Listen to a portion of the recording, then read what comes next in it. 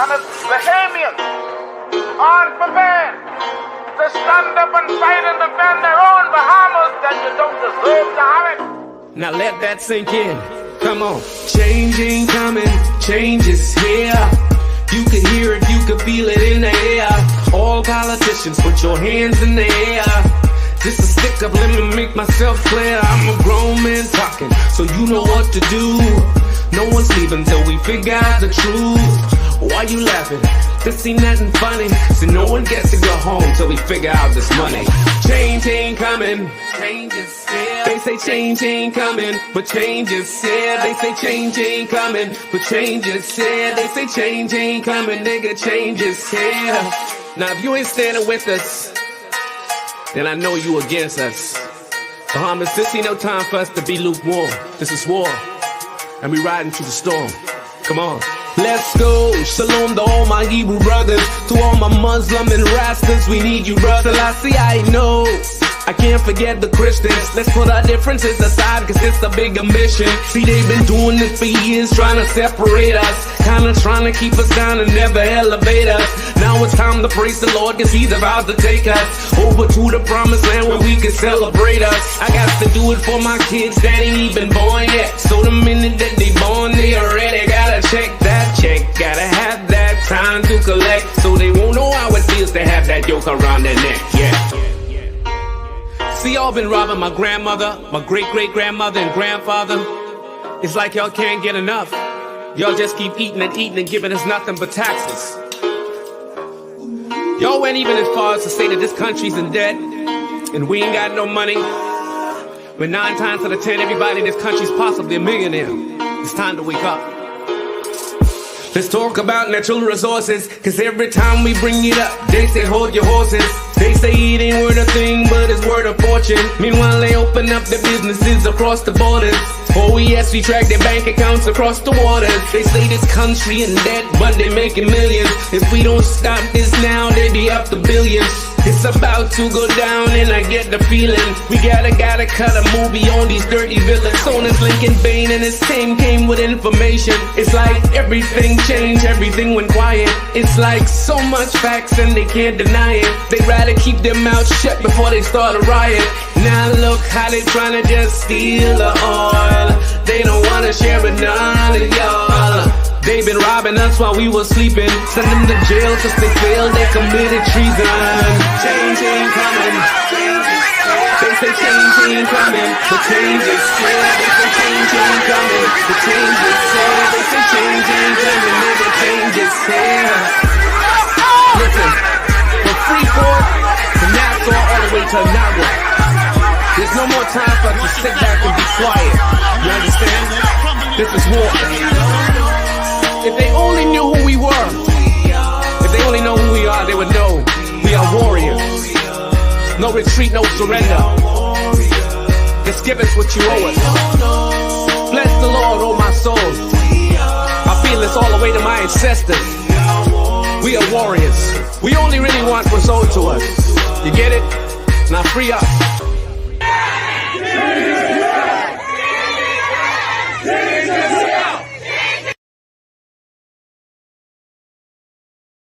Fellow Bahamians, I am Charlotte Green, Chairman of the Coalition of Independence. Today is June 14th, 2022. The Coalition of Independence acknowledges the Davis administration's effort to fight corruption by charging a sitting MP before the courts. It is a step in the right direction. For far too long, politically connected individuals have seemed to be above the law. It is our prayer that this administration would apply the same standard to its own sitting MPs and likewise prosecute any reasonably accused of wrongdoing. The coalition also takes note of the leader of the opposition's disturbing stance that he and his party, the FNM, is standing with Adrian Gibson. While we acknowledge that everyone is innocent until proven guilty, it is our view that the leader of the opposition's stance should be to let the law take its course. The leader of the opposition is a servant of the Bahamian people. paid by the Bahamian people to act in the interests of the Bahamian people.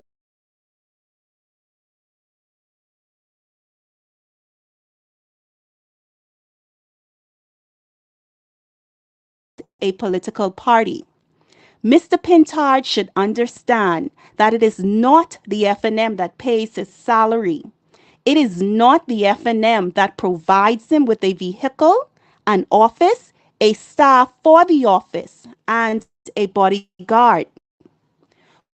We in no way support Mr. Pintard's stance, but we understand that the FNM has deteriorated from an organization that stood against corruption to a party that condones and supports corruption. We understand that the FNM is being led by a leader and chairman who themselves had to step down due to alleged corruption or inappropriate actions. As a leader of the FNM, Mr. Pintard stood for and defended the lack of accountability of the $53 million food program. Now he is standing with and has put his party's reputation on the chopping block for Adrian Gibson. We encourage the Davis administration to continue this path of holding government officials accountable. We pray this time that it does not end with the Bahamian people having to pay. Good afternoon, my fellow Bahamians.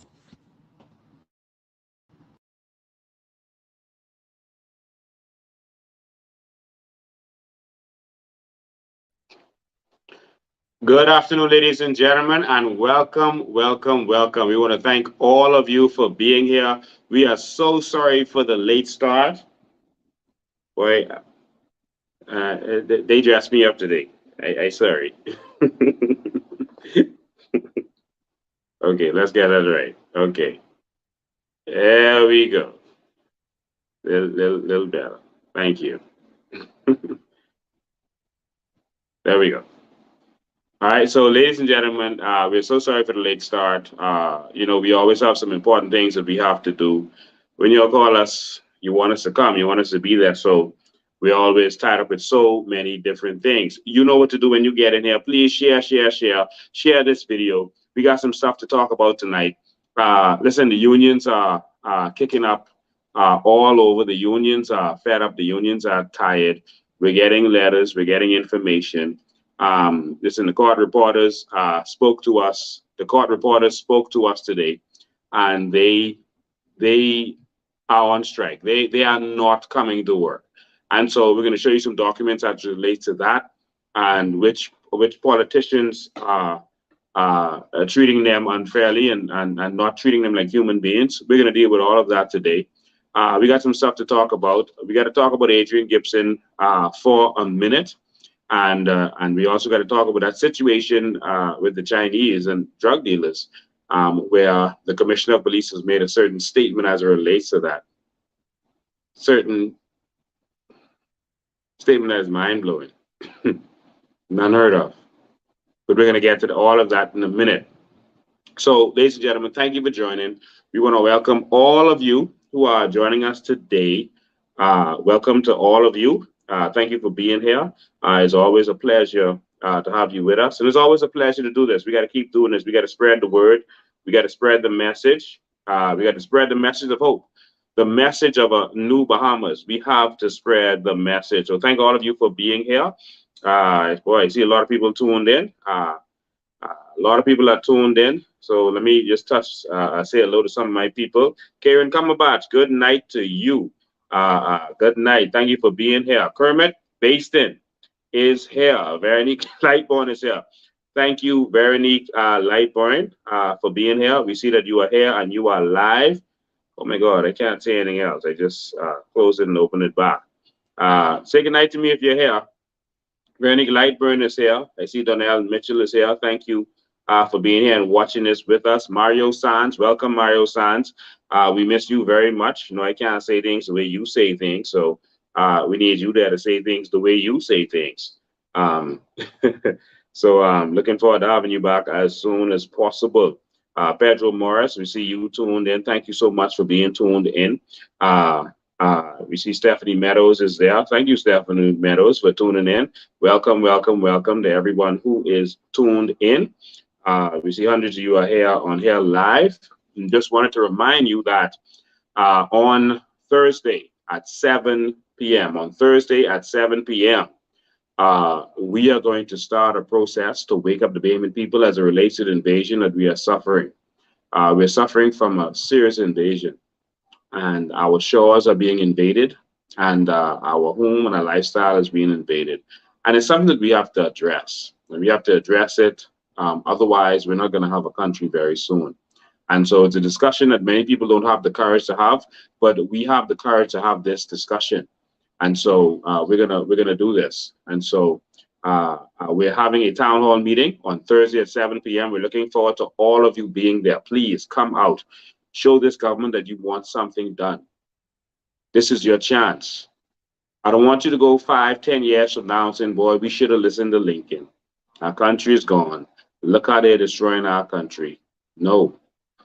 Let's do something now. Let's stand up now. Let's fix this now. Let's show the government that we are not outnumbered and that we are serious. That we, the organic Bahamians, are serious. That the Bahamas should be for Bahamians first. And then we can share with our brothers and sisters. We have no problems with our brothers and sisters sharing our country, but come the right way, live the right way. As simple as that. And I am not apologetic for standing up for the Bahamian people. So on Thursday at 7 p.m., please be there to show your support. We got a strong panel, about 10 speakers. You're going to hear from real people. We also invited the Defense Force. We invited the Department of Immigration and a couple of other officials, but it's not really the officials we want to hear from. We want to hear from the real Bahamians who see what's going on and know what's going on, not the actual officials who can't say nothing, can't touch nothing, and they got to leave certain things alone and they're speaking politically correct. No, we need this to be addressed. And so you're going to hear from a nurse in the hospital. You're going to hear from what's going on in Abaco. We are going to show you drone footage, what's going on in Abaco. We're going to show you what's happening Thursday at 7 o'clock. Make sure you are there. We have to start this conversation because we are under attack. We're getting messages from the immigration officers that they are being instructed to leave them alone. Let them do what they want to do. That's the instructions that they're getting. Something has to give. Something has to give. We can't lose our entire nation. All right. So we just got to be strong. So Thursday at 7 o'clock, be there and support us. Be there and support yourself. Be there and stand up for your country. Get educated. Learn what's going on. So you're going to have some speakers there. You're going to have some farmers who are going to tell you what they've been going through, what's been happening. You're going to get real updates. Maria Doxson is going to speak. You're going to learn the law on immigration. All the laws are in place, you know. It's enforcement. All the laws are in place. The problem is enforcement. And so you're going to learn the law on immigration. That number 7 act, what's up with that? Is that really handcuffing us?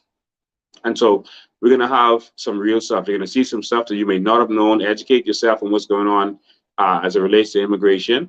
We're going to show you the drone shots so you can see exactly what's happening. And we got to decide to make a change. We got to decide to stand up because only one country we got, y'all. Only one country we got. We got no other country. All right. So thank all of you all for joining in. Make sure you're out there. Make sure you're there on Thursday at 7 o'clock at Anatole Rogers High School on Faith Avenue. Anatole Rogers in the auditorium. All right. So it's very big. It's very big. And so you You can be there as a stage, etc. So please be there. Please be there. This is not about hate for any other nation, any other race. This is about love for our Bahamian people, love for our country, love for us. That's what this is about. This is about love, not about hate. I don't hate you because I love myself. I don't hate your family because I love my family. I don't hate your country because I love mine. This is about love. First thing you got to understand is that charity starts at home. So make sure you're there. All right. So make sure you are there. We got to have a conversation about Adrian Gibson. Just want to touch on that. And that's because he's a public figure. And he has not only been a member of parliament for 2 terms now, which means if he fulfills his whole term, he gets a pension for the rest of his life. But because, you know, we need to understand exactly what's going on. We're not doing this to say whether he is guilty or not guilty or to convince anyone one way or the next. We're not interested in that. We don't have time for that. That's not the purpose of this. But to give you a better idea of what's happening. So I just wanted to update all of our people, because we always say that we will update you on what's really going on, because the media sometimes, you know, twist the news and bend the news or don't cover things as deeply as they should. And we want to make sure that you aren't tricked politically. All right. You aren't tricked from a public relations standpoint, and propaganda isn't put out there that's going to deceive the Bahamian people. That's something that we committed to, and that's what we're going to do. All right. And so all of you might know that Adrian Gibson was arrested and charged before the courts. He was not able to post bail. They were able to post bail this morning. I think Dr. Minnis was instrumental in that. But it's very interesting. Now, Adrian has been charged, even though he was a part of an administration that spoke out against corruption. You may remember this. Has implemented a policy of zero tolerance for corruption. Upon taking the oath of office, all ministers have been told that they would be immediately dismissed if they are found out to be soliciting or accepting payments. We will implement strong anti-corruption laws and measures. I can assure you that those anti-corruption laws have never come. The Freedom of Information Act might have been there, but is never enacted or enforced. It's never put into place properly. Nothing has been done. And it turns out that the minister's administration is the most corrupt administration that we've ever had. And so we thank God that they were removed and that they should never return back to this country ever again. Ever. Should Minnis or anyone who served in that party with him should be allowed to return. No one should be allowed to return. Now, I saw some F&Ms, you know, because we have some people who they decide to support their party no matter what their party does. So they try to spin narratives instead of fighting for the Bahamian people. They try to spin narratives. And one of them was the leader and the chairman of the FNM, the Free National Movement. I was shocked and flabbergasted at their response. And our chairman has responded to that aptly by saying that we acknowledge what the Davis administration is doing. We've seen this before, but we acknowledge what they're doing. It's a step in the right direction. And so you have to give credit where credit is due. They have arrested one of the perpetrators. There are some more to go. And so you have to give credit where credit is due. They've arrested him. But we want to make sure that the same scrutiny they put on the opposition MPs, they put on their own MPs.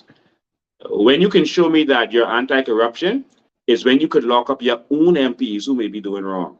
Until then, I'm not really impressed because it's just, to me, vengeance. Now, when I hear a PLP MP has done something and you all have locked them up, an actual sitting PLP MP, and you all have done something, I'll say, wow, this is a new day. Until then, just moderately satisfied that we've started in the right direction. But what disturbs me on a major level was the response of Michael Pintar, the leader of Her Majesty's opposition, and Dwayne Sands. My Lord, how could they dare open their mouths and say, particularly the leader of the opposition, say that you are standing with Adrian Gibson when you have a responsibility to the Bahamian people? We pay Michael Pintar's salary. We pay for his cell phone, his car, his gas. We pay him. We give him an office. We pay for an office for him. We pay for staff and we pay for bodyguards for him. He's working for us to fight for the Bahamian people, to oppose whoever is who is against the Bahamian people. His job is to oppose anyone who would do anything against the Bahamian people. His job is to do that, to defend the Bahamian people against the government. To avoid tyranny and tyrannism in democracy, they put a leader of the opposition in place to oppose even the leaders of the country, because under the monarchy, you could not oppose the king. You could not oppose the leaders and the rulers. And so the rulers always became tyrannical, and they would kill you and make laws that didn't benefit you, and they would take advantage of you. But in democracy, to give power to the people, they put someone in place called the leader of the opposition, and his job is to look out for the people. He's supposed to be a champion of the people. And so in that paid role, it was his duty to say that either stand down. Well, his job is to not take a side, but if he does take a side, it should only be the side of the people who are paying him, which is the Bahamian people, who are paying his salary, who he is working for. He should not come out and say, I'm standing with Adrian. He should say, we'll let the law take its course. That was a responsible thing to do. If the chairman of the party wanted to speak, then the chairman of the party could have said what he said on behalf of the FNN. But for Michael Pintar, the leader of the opposition, to do what he did, he should actually step down as leader of the opposition. He has misrepresented his position. He has abused his position. He has neglected his position. Michael Pintar should step down immediately. It is important that he does that for the sake of the chair in which he sits. Because what happens now, if there is a guilty sentence, then you have said you were standing with that person.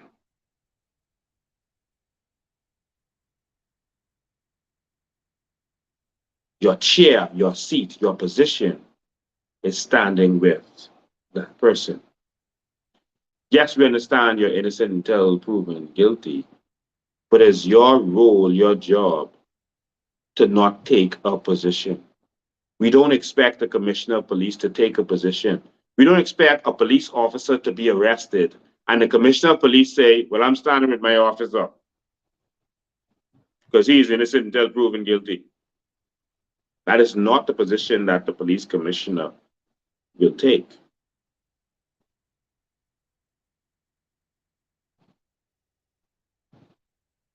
We don't expect that if a lawyer is arrested, that a judge say, well, that's my comrade-in-law. I'm going to stand with my comrade-in-law because he's innocent until proven guilty. A judge should stay out of it. Do you see what I'm saying? We have to have a country that is free of corruption, that is free. of influence peddling. And we don't need leaders who are going to be pandering to their party supporters. It cannot happen. It should not happen. Michael Pintard, you should resign immediately. But of course, as our chairman aptly said, the party of Cecil Wallace Whitfield is gone. Hubert Alexander Ingram would roll over in his grave if he would see where his party has come to.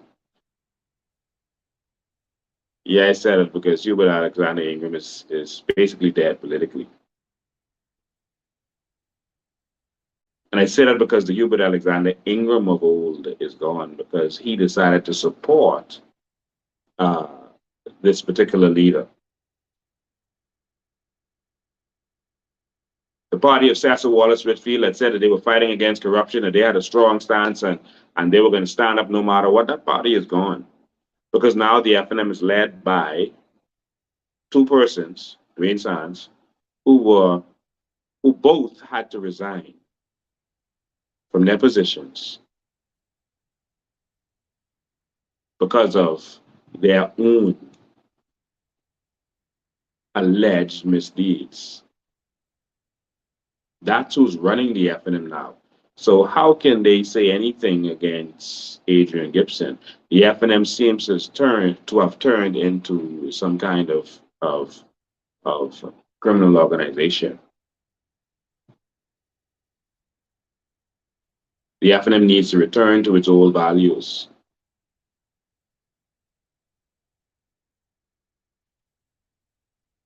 And I say that unapologetically. Immediately, the leader of the opposition defended lack of accountability, etc., as it relates to the $53 million food program money heist. And now he's standing with Adrian Gibson.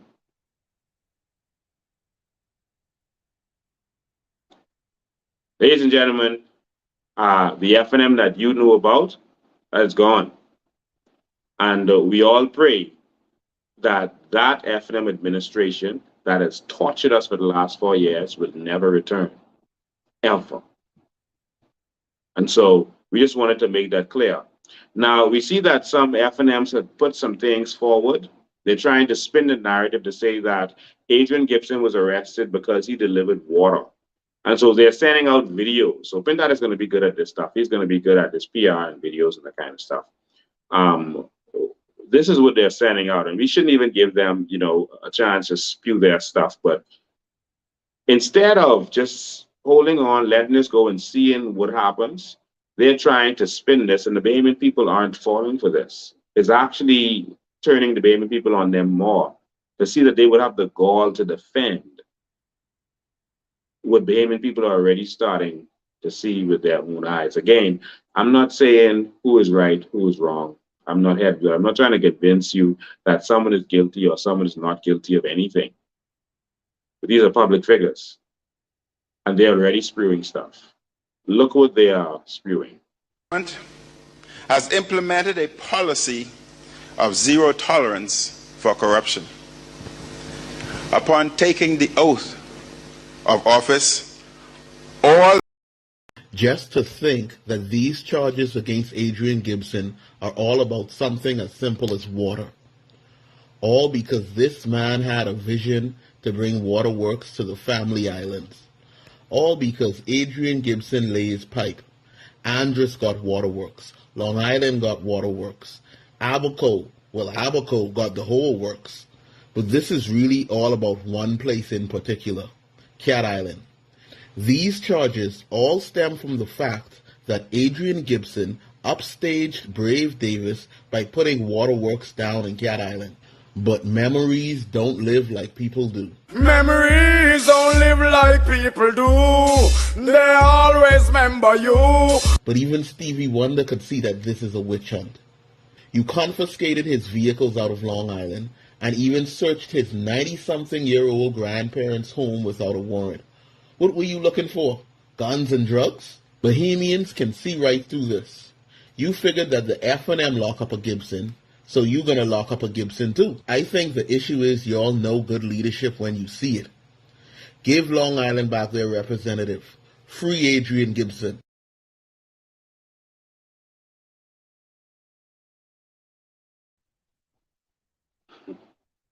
That was entertaining to say the least.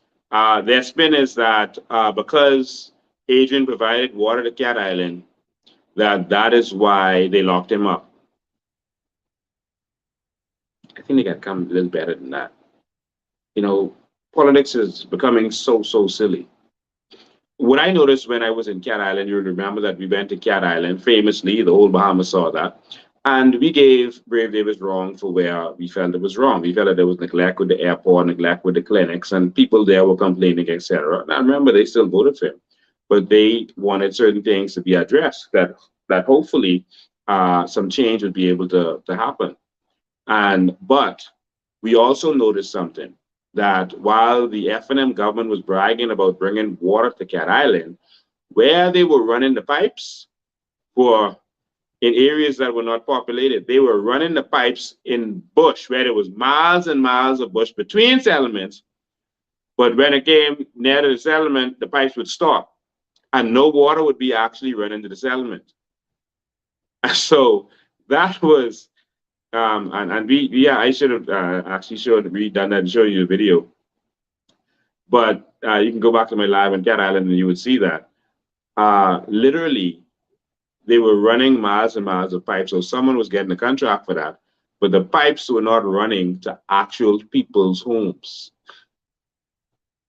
And so it was like, what are you all doing? You know, it was like, it was embarrassing. And we witnessed that and we filmed that. And we went live and showed the whole Bahamas that these pipes aren't going to people's houses. They're running pipes in places where there is no settlement. And that was shocking. And it's these kinds of political tricks that need to stop. Come on, man. Let's fix our country, man. These political tricks and these political cronies are just, stand up for nonsense. This got to stop, man. This has to end, and this has to end now. Laying pipe? Adrian laying pipe in the bush?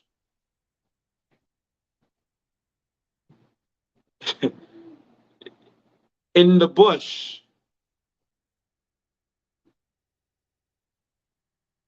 Not in the house. We filmed that. Adrian, you lay pipe in a house. You must direct it to a house, not in the bush. We need sensible governance of this country now.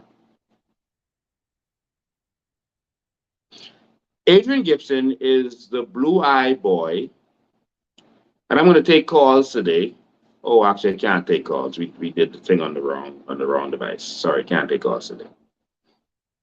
Oh, we have another device we can take calls from. Okay, we're going to take calls today. We're going to take calls today when we get to that point. All right, we'll give you the number when it's time. Adrian Gibson was the blue-eyed boy of the oligarchs. He worked with Fred Smith, so he was a part of all that stuff that Fred Smith was doing to the country. Adrian Gibson was a part of that. Fred Smith was, doing certain things. You all know who Fred Smith is.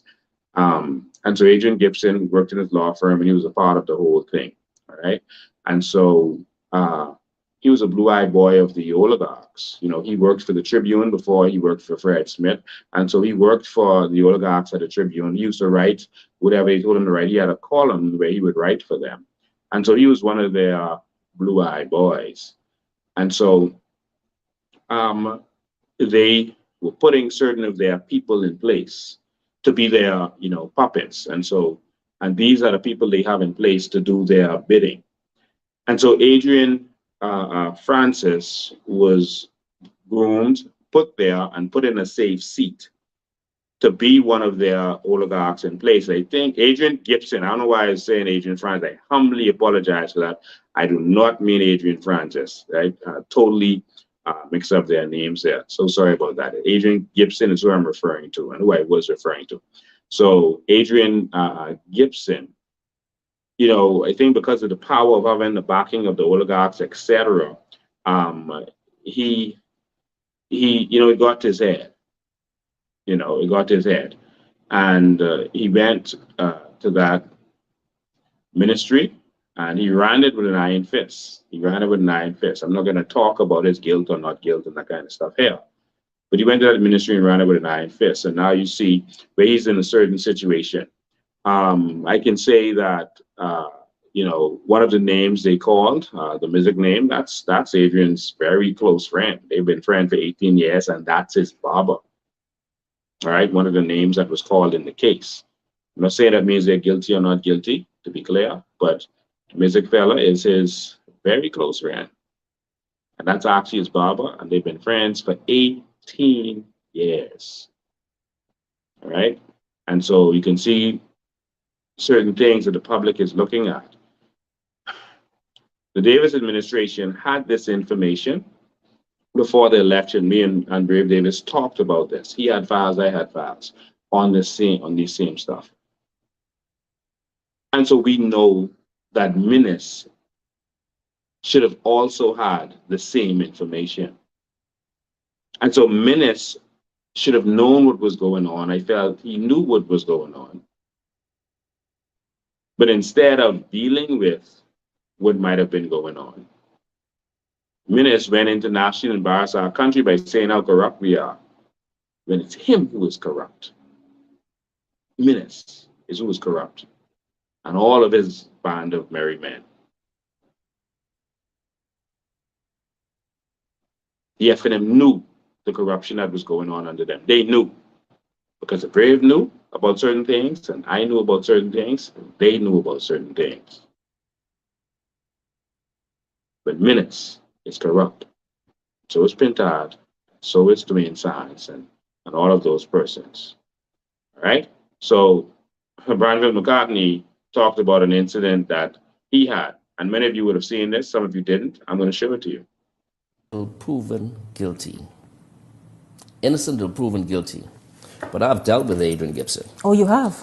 And Adrian Gibson is a man, I've dealt with him when my firm, Hallsby Chambers, represented water and sewage. Mm-hmm. And there was a time where a situation that he wanted some personal work done for him, and he wanted water and sewage to pay for it. Hold on, so he let me make it clear. He is guilty in that regard. What are you saying, he was guilty in that regard. He wanted, and there are court documents on this. We did not comply with his request, and as a result, he fired my firm, Hallsby Chambers. The firm was owed legal fees. He refused to pay, and so the firm brought an action against water and sewage. So tonight you were scratching your head saying, because based on previous experience with him as chairman of Water and Sewerage, and the fact that you said he wanted some personal work done and, yes. and wanted it to be covered by the corporation, according to you. Not according to me, that's a fact. Well, it's a fact. I'm saying that as a lawyer of 32 years, I am saying that as a fact, that is what he wanted. And as a result, and you refused. We refuse. Mm-hmm. We refuse. It's unethical. It's wrong. And at the end of the day, the firm was fired. We tried to resolve it. We took water and sewage to court. They hired Ferron Bethel and what's her name, Camille Clare from Harrowby Sands, Lebowski and Co., who put up all sorts of technicalities to try and appease Adrian Gibson. Ultimately, they lost, and as a result of Adrian Gibson's actions and Harrowby Sands, Lebowski and Co. through Ferron Bethel and Camille Clare, the taxpayers, including me, had to pay an extra $22,500.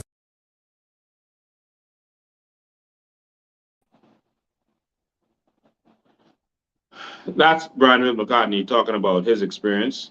And so there's a lot more that we can talk about. But all I'm going to say for now is that was a blue-eyed boy of one of the oligarchs, Adrian Gibson, that is. And you know, their world is falling apart. They put certain persons in place that will be their puppet moving forward. Shannon Cartwright is one of them. Michael Pintard is one of them. Adrian Gibson is one of them. And so these are the people who are going to continue to be controlled by the system to do their bidding and to do whatever they want to do. And so we want the Bahamian people to keep their eyes open. Don't let the F&M back into this country at all. Stay woke. Stay woke. Keep them out, or the rape and robbery is going to continue. We have to keep them out. All right. And so we're going to allow your calls. We want to just touch on one more thing before we go there. This situation with the police, my Lord. The commissioner of police made a statement, and a good man. Commissioner, this doesn't look right to Bahamian people. This doesn't add up to any Bahamian who's ever been arrested in certain situations. Watch this. A number of weeks ago, there was a drug bust along a Hogue Berlin ship coming in from international waters. Any updates on further analysis of that ship? Yes. There were 21 Chinese nationals that were arrested on one of the vehicle ships that came into the country. We were unable to connect any of those individuals to the drugs, and they were released. The ship was allowed to leave the country.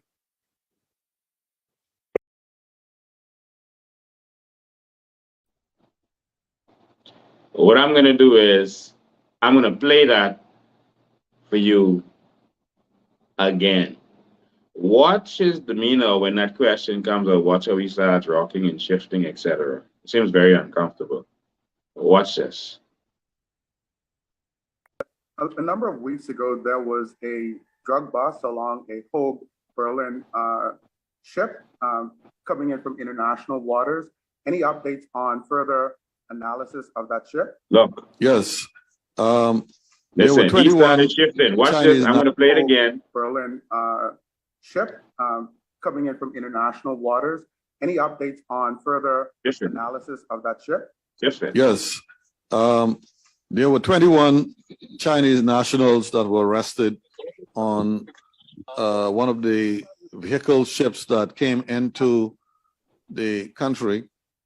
We were unable to connect any of those individuals to the drugs, and they were released. The ship was allowed to leave the country.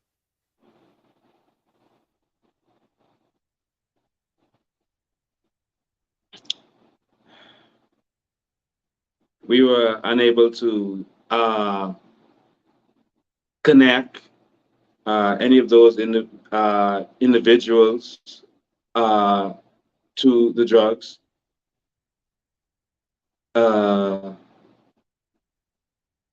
Commissioner's a good man. He had a stellar career. I'm not, but there's some things that happen in this country that's mind-blowing. It seems like anytime you're a foreigner, it almost seems like you're above the law. Remember when the Barefoot Bandit was here and he crash landed a plane in the Bahamas, illegal landing against the law. He broke into people's houses and took food and you know, had a gun and was shooting at a shootout with the police, bam, bam, all of this on camera. Then he was arrested. And then the prime minister at the time said the Barefoot Bandit committed no crime in this country, and they let him go. Remember, there was a man who had military background that beat up a bunch of police on Wood Rogers Wharf. They gave him a spank in the wrist. They just let him go. It almost seems like the law is only for Bahamians. Well, the law is only for the poor Bahamians. And then anyone else, it doesn't, affect them. Now, let me tell you what would happen. Let me tell you what happened if you come here on a boat with 21 of your friends and drugs is found on that boat. Tell me what will happen. If you are on a boat, the police pull you over, they catch you on the dock in your boat, you and 21 of your friends. Maybe you just go on the Blue Lagoon, you come back, or you just come back from Miami, whatever. And your boat pulls in, and the police come on the boat, and they found 1 key of cocaine. It ain't got to be no big shipment. That's 1 key of cocaine. You and 21 of your friends is on that boat. Someone tell me what would happen. Anyone, let's see if you have any smart Bahamians. What would happen? What would happen? Oh, someone say, all lock up. Someone say, all 20 of us gone. Anyone else? Anyone? Are you some smart Bahamians? What would happen, Bahamas? Tell me what would happen. What would happen if you pull up in a boat and they find drugs in that boat, you and 21 of your friends on that boat? Tell me what will happen. Tell me what happened. Everybody lock up. You will be arrested with the 21 people. Someone say dead on the pride. Ladies and gentlemen, if you pull up in your boat, I don't care what kind of boat, that could be the mail boat, that could be the Bohingi. I don't care what that is. If you pull up in your boat and you have drugs on your boat, because your problem is you Bahamian. You know what happened? Everybody lock up. Grammy lock up, baby lock up, everyone lock up. When the police come to a house and they meet drugs in the house, everybody lock up. Grammy, the baby, the mummy, the son, everybody lock up. The cat and the dog get carried. So how you can say you couldn't connect it to any individual? So the boat could go, hey, let that boat go. Hey, let the drugs go. Man, you know what your problem is? Y'all are Bahamian. That's your problem. Some of y'all need to start changing your names, I guess, to Joseph or anything for it.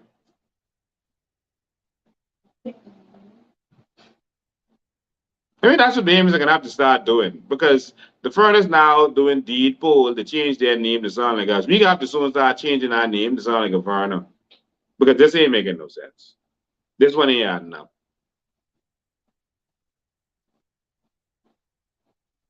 This ain't adding up.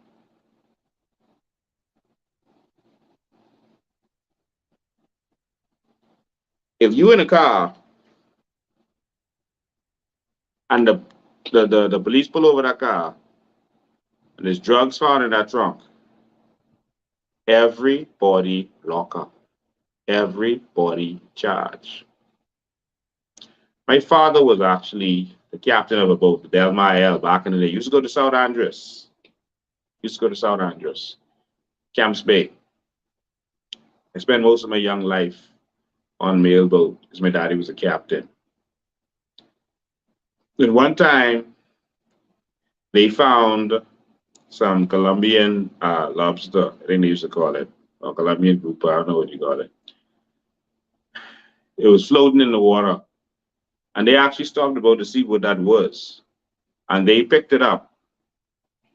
And they had it on the boat. They ain't had it on nothing because there ain't no drug deal. This ain't no drug boat. This is a mail boat. But they saw the stuff floating in the water. So they just picked it up. It was a big bale, and they pick it up, put it in the boat. And listen, so when my daddy finally get, because my daddy was crippled, so he couldn't walk from the bridge down to inspect nothing. Right? He was crippled. And he was the boat captain. And so they was taking that to make sure, to see what it was or whatever. When they landed in Camps Bay, the first mate on the boat decided to go snitch, and he break off running. Before anyone could come with, he jumped off that boat immediately. He gone straight to the police, and he reported. He tell them they find drugs on the boat. Now, my dad didn't know it was drugs yet. He know they'd pick up something, but he couldn't come down. But anyway, let me tell you who got locked up. Everybody on the boat was locked up in Camps Bay. Everybody was locked up. And of course, Norwood Reming was one of the, and this was while Finland was prime minister. Norwood Reming was one of the generals of Finland, and he made a call, and that was done away with like that.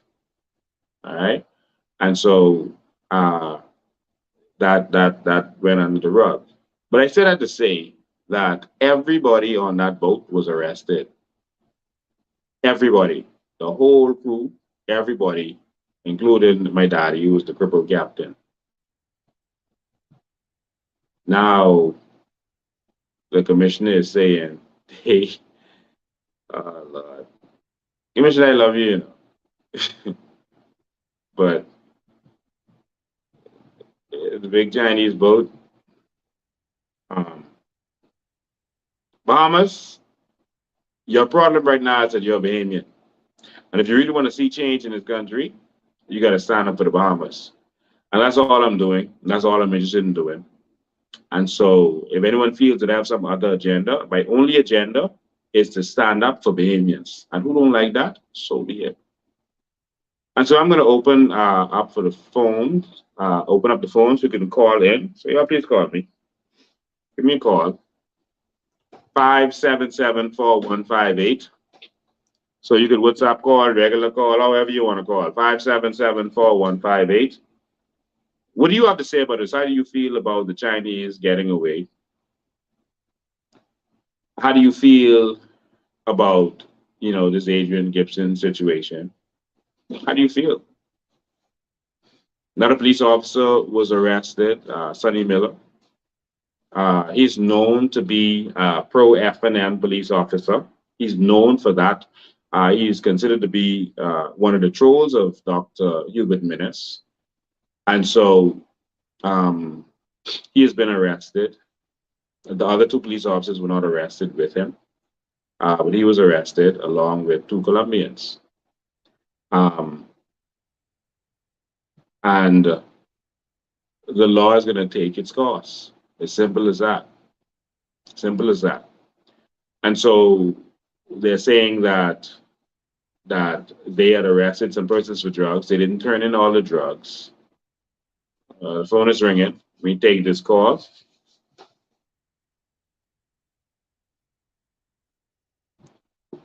Good afternoon. How you doing? Welcome. Lincoln. Yes. What I'd like to know, what happened to the drugs that came on that boat? And I need you to find out who are the Bahamian people who have shares or running that car boat business. Because obviously it's somebody high up who dealing with all the crookedness that's going on in those car boats. That's a good question. Normally the police is supposed to destroy drugs that they have that have been convicted. They're supposed to destroy the drugs. I don't know what happened with this particular drugs, but I'm just concerned that the no one was charged. Yeah. Okay. Yeah. Yeah. Okay. Right. Thank you. Thank you. Thank you. Okay. That's a very good question that she had. What's going to happen to the drugs? Normally they destroy the drugs. They have a whole ceremony and they destroy the drugs. 577-4158. 577-4158 is the number. You can WhatsApp call or regular call. 577-4158. And so these are the kind of things that's happening. And while we're talking about this, I just wanted to bring it to your attention. Someone said to me, Lincoln, the Haitians are not going to vote for you if you keep standing up for Bahamians like this. Someone literally said that to me, that the Haitians are not going to vote for you and that the Haitians are not going to vote for you if you keep standing up for Bahamians. And I made it clear to them. I said, I don't care, because I won't have a country to live in if we allow what's happening to continue to happen.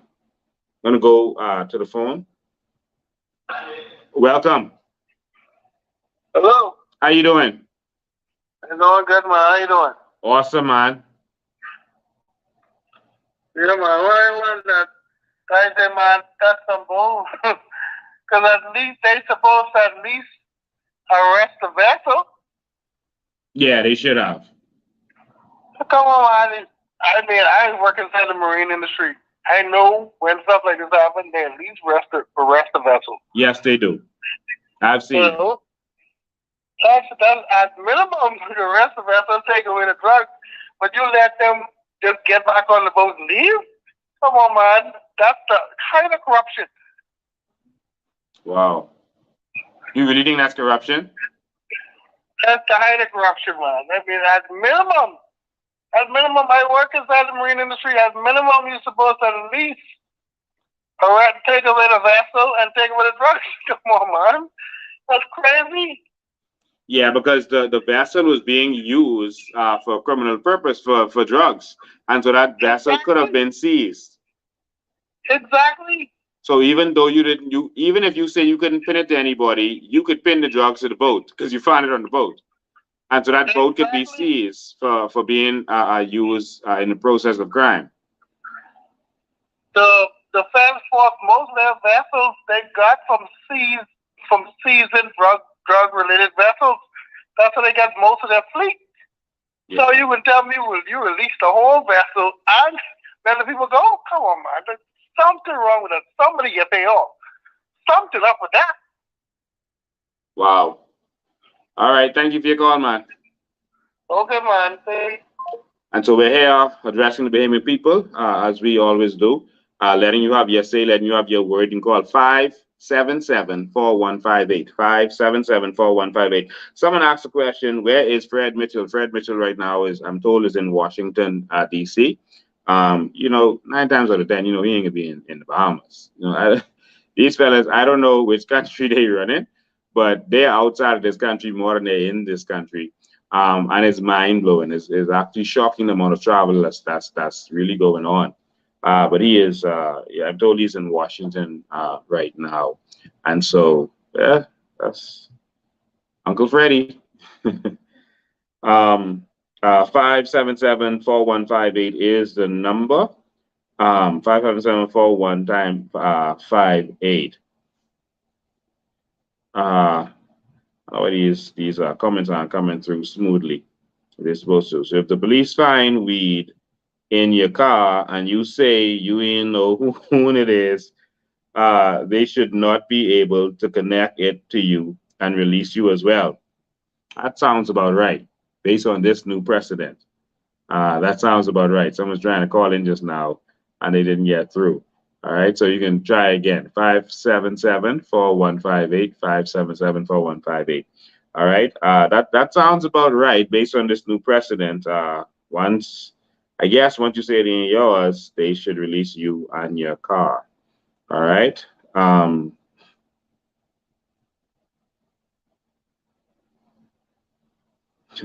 Some say he lay pipe, Lord. They didn't review that video before making that public.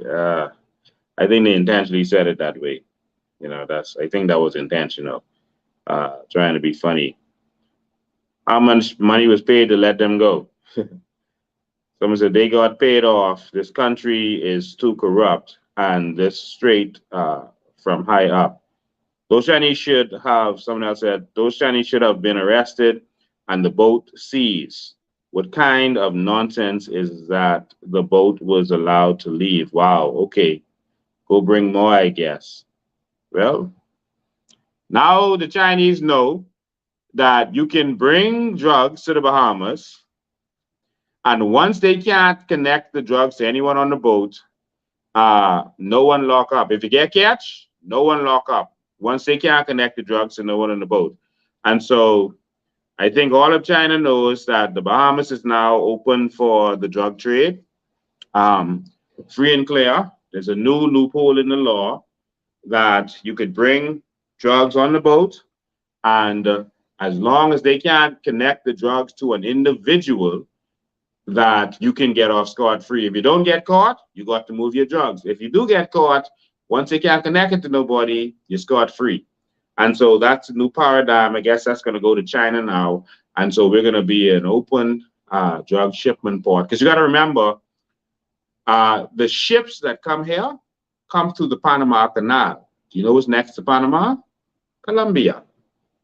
And so these ships come through the Panama Canal. Many of them come to the south. And so somehow drugs could get on any ship that's coming our way. And now any of these ships now know that they are free to bring drugs as long as it's not connected to any individual on the boat. And they will be in danger of nothing. There will be no risk for them. They won't lose their boat, and they won't be charged with anything. And so now the Colombian cartels know that they can just put their drugs on one of those ships, send it to the Bahamas, because these ships come to Grand Bahama in a lot of instances. They change ships, the containers change, and then they go over to Florida or wherever else they're going. Now there's a loophole in the law. And if those Chinese ship dwellers know, everyone is now going to know who are in the industry, who are in China. So the Bahamas is now open for the drug trade. Ladies and gentlemen, with all that said, I want to make it clear to you. I hope you are noticing that you're hearing nothing about our natural resources, even though they formed a Ministry of Natural Resources. Well, the minister is normally out of town in any event, either on official business or personal business, because his family, I'm told, has moved to the United States. And so all the education we have given to the Bahamian people on natural resources, they flammed you, they hoodwinked you as it relates to your natural resources, and now they're going to tell you they're broke. We're broke, and we need to get billions of dollars in loans when we could benefit from our natural resources. They're going to pull the scam on all of you to say that they're doing carbon credits, and they're going to be paid to leave the natural resources in the ground and not touch them.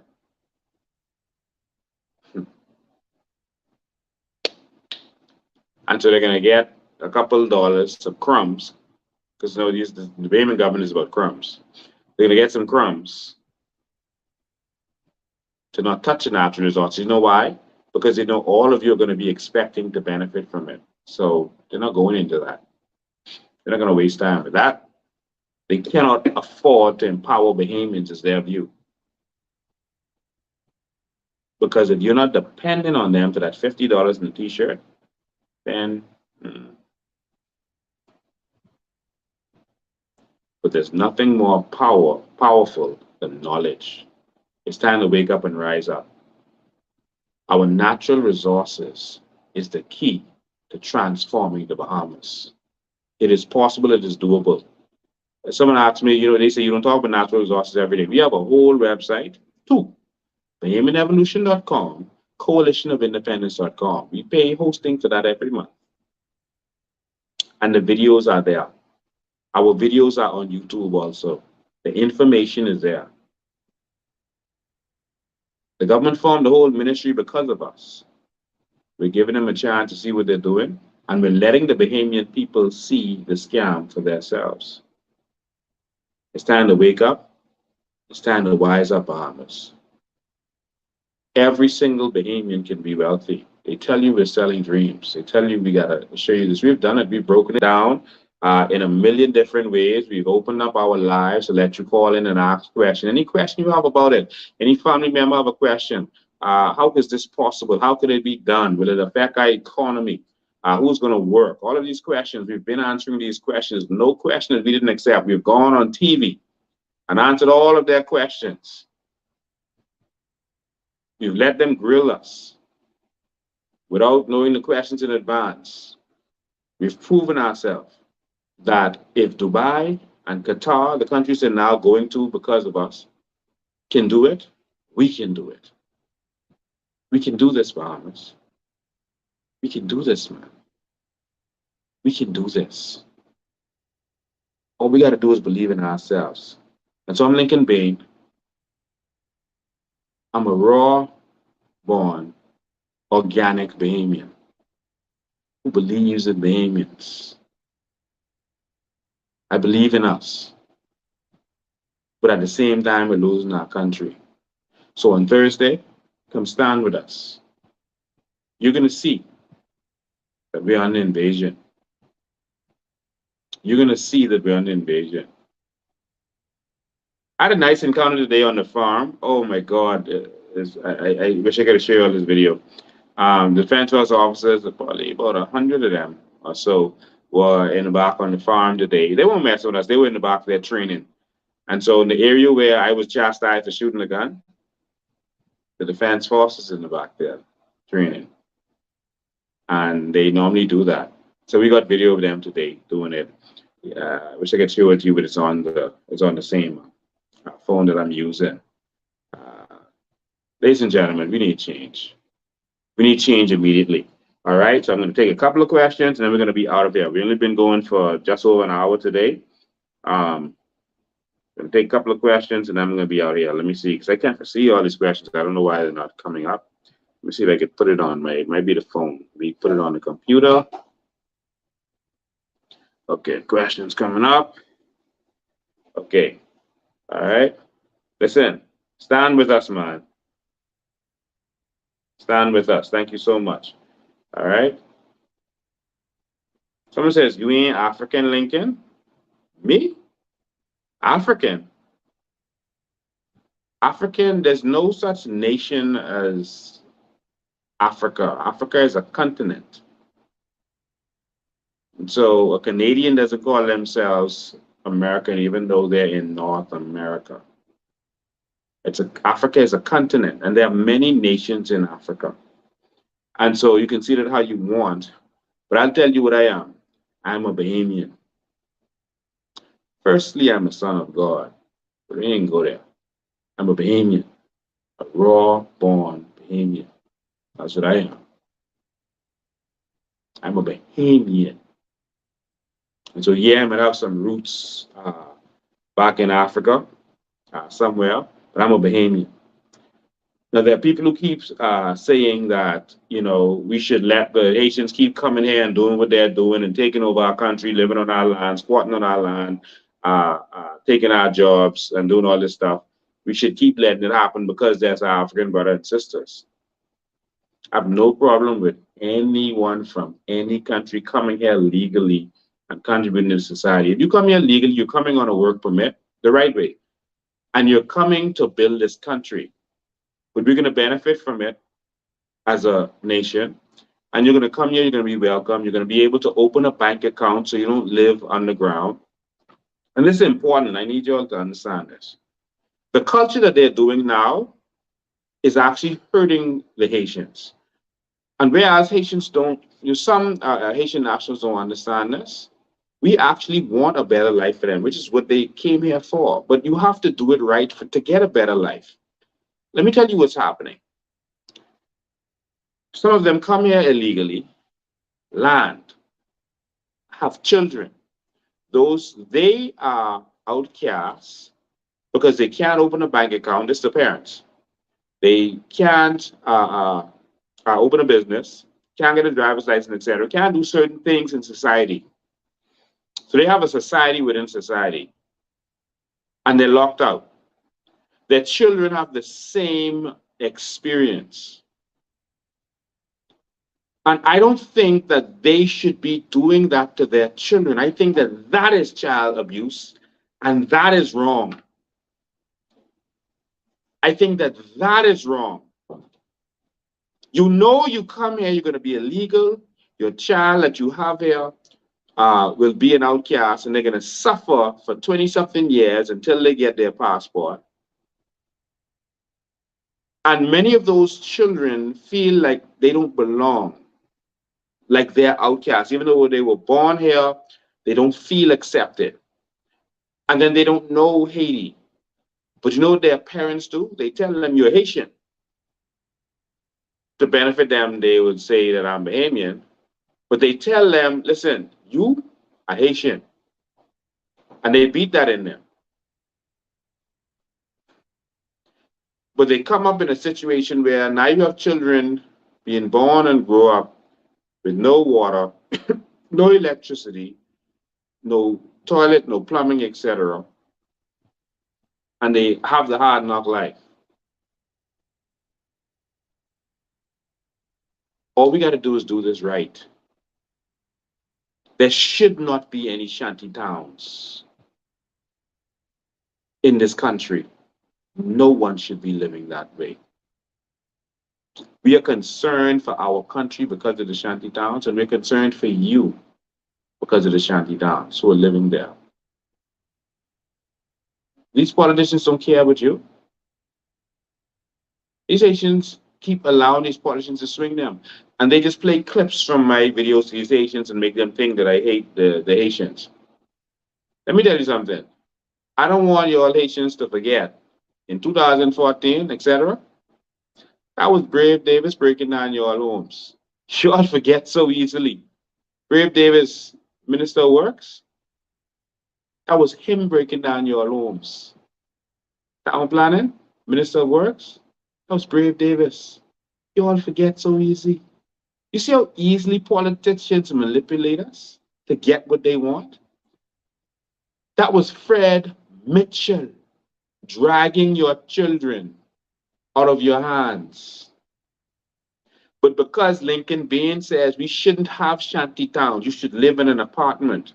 You should live well. Your children should have electricity.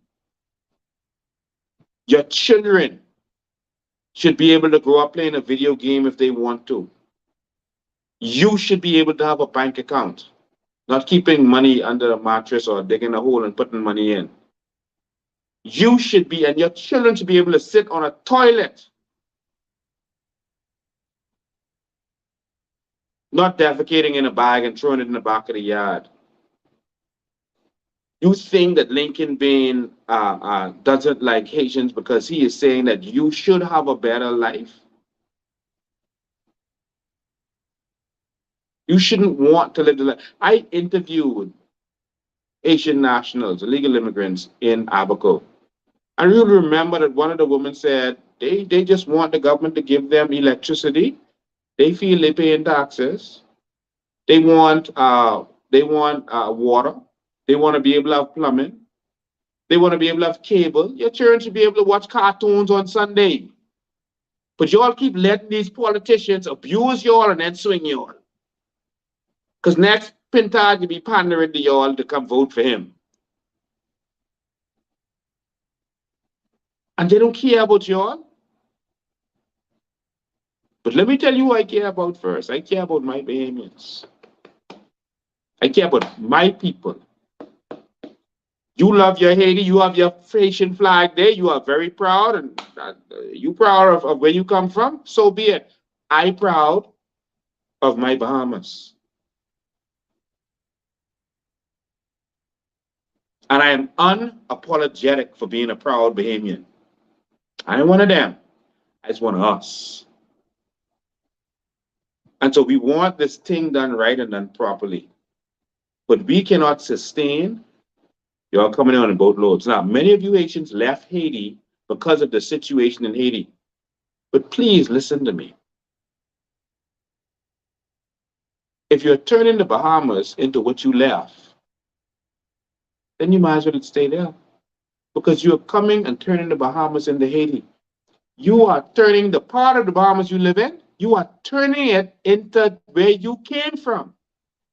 And in fact, where you came from, you had electricity. Some of you lived in apartments. You all lived good. You all lived better in Haiti than you're living here. Now, you could make a couple dollars more here. But you lived better in Haiti. So if you're coming to the Bahamas and building one shack with no electricity, et cetera, what better life is that?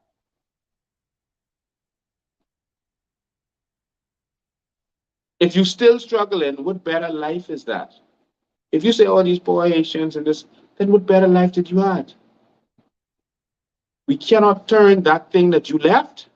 We cannot turn this into that thing that you left. The corruption with government and the payoffs, et cetera, it's happening here. The Haitians are paying off our government. Not all. Nothing I say means all. We're not looping everyone in the same. No group of people are the same. Not all men are the same. Not all Bahamians are the same. Not all Haitians are the same. But we are worried about the negative parts of it.